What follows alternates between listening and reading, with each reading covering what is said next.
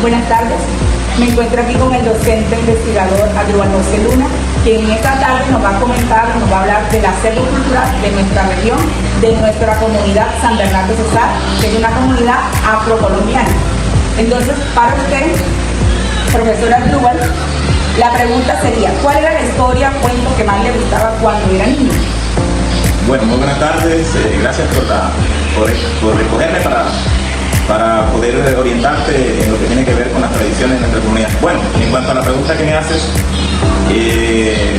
anteriormente a uno le gustaba escuchar historias que tuvieran que ver con el origen del pueblo, con las cosas que pasaban en el pueblo.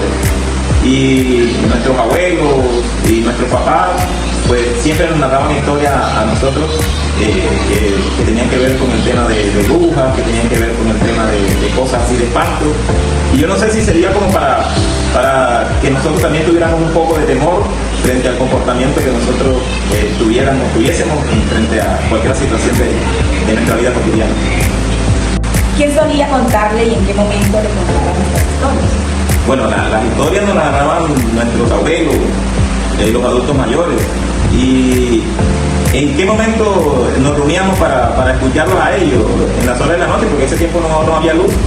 Entonces una de las formas de entretenimiento era sentarnos en las puertas de la casa, en los taburetes, alrededor de un mechón, y ahí ellos narraban y empezaban a contarnos todo eso, ese tipo de historias que te comenté que tenían que ver con las cosas de nuestro pueblo.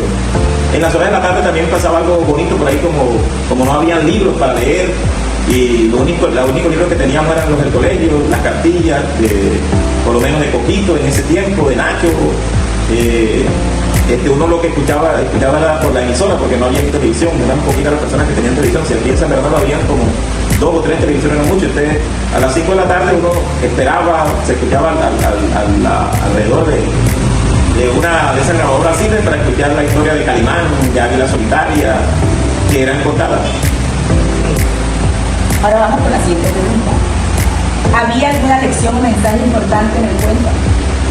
Bueno, yo creo que, como dije en una pregunta que me hiciste ya, yo creo que los abuelos siempre nos contaban estas historias como para tratar de, primero, educarnos, y para tratar de formarnos, y para tratar también de que tuviéramos temor y respeto hacia las cosas de Dios y hacia los mayores.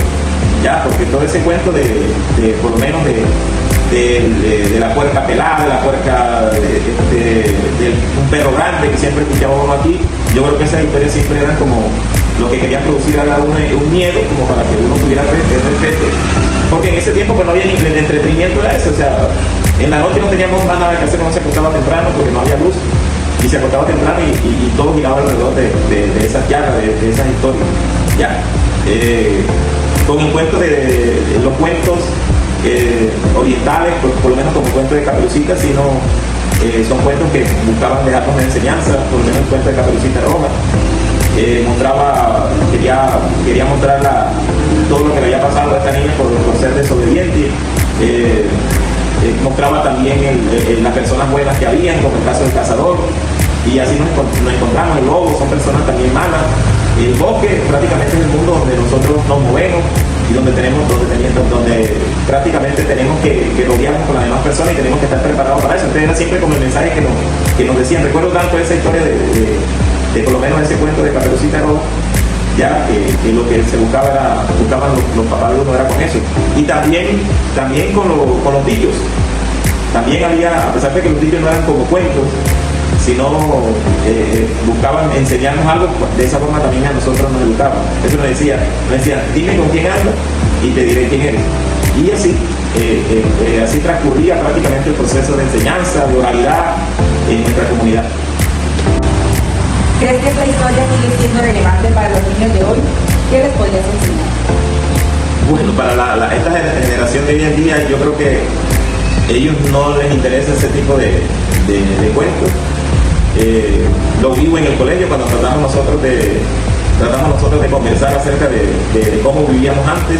A veces algunos nos dicen, esa era su generación, nuestra generación otra. Ellos hoy tienen otros intereses, pero eso de que sentarse a hablar con los papás, a escuchar, de pronto aprender estas historias, yo creo que ya para ellos no tiene ningún sentido. Ahorita hay que buscar otra estrategia, buscar otra forma de cómo nosotros orientamos a estas nuevas generaciones que están siendo absorbidas por todas las herramientas tecnológicas, por todos estos medios como el Facebook, como Instagram, todo eso, el WhatsApp, donde prácticamente ellos hablan más con ese tipo de situaciones que pasan ahí que con las que uno le pueda contar para que ellos les puedan tener. De pronto en los cuentos de esos orientales, como el que te decía de Caperucita Roja, que uno busca la forma de tratar de que ellos entiendan cuál es el mensaje, cuál es el significado.